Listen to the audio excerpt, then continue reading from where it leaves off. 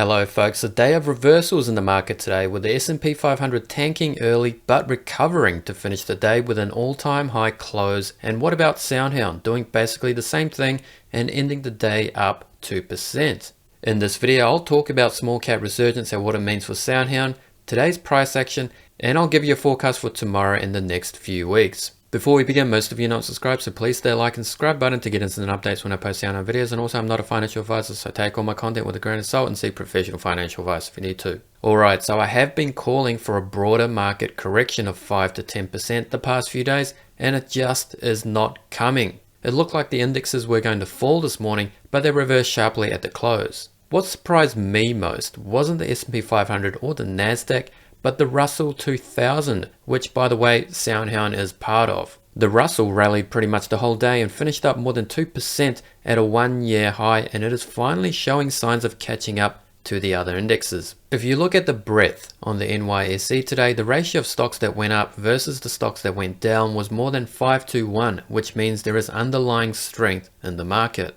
However, that also means that money is rotating out of technology and into defensive sectors like utilities and healthcare, which at first doesn't sound great, but at least it means the rally is broadening out and the small caps are participating in this bull market. One of the criticisms of the current bull market is that there is narrow leadership in the sense that only the Mag 7 are going up. But this is not the case if we look at the S&P 500 equal weight index, the RSP, which also just closed at an all-time high. So what does this all mean for SoundHound? Well, I believe that a rotation to small caps is good because did you know that many Russell 2000 ETFs hold a substantial number of SoundHound shares? So the more money that floods into these small cap ETFs like the IWM and the VB, the more these passive fund managers like BlackRock and Vanguard have to buy SoundHound, which provides a sort of institutional floor or support to the price. And that brings me to SoundHound's price action for today. Speaking of price support, it looks like we may have found some at the $6 level. It's been a few days and it looks like SoundHound is holding $6 just like I wanted it to, so hopefully it stays there tomorrow. I also called for low volatility and low volume, and guess what? It looks like that's working out too. You can see the steady decline in volume over the past few days,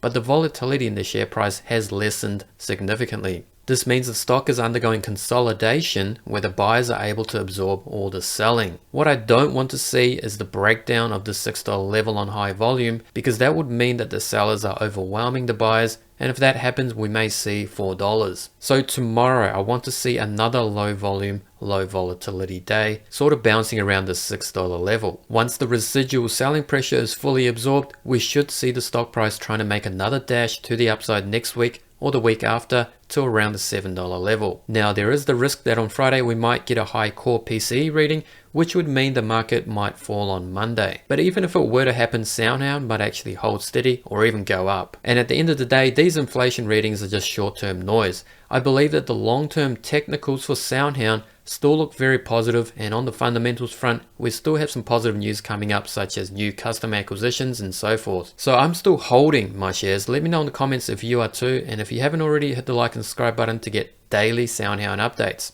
Thanks for watching and see you tomorrow.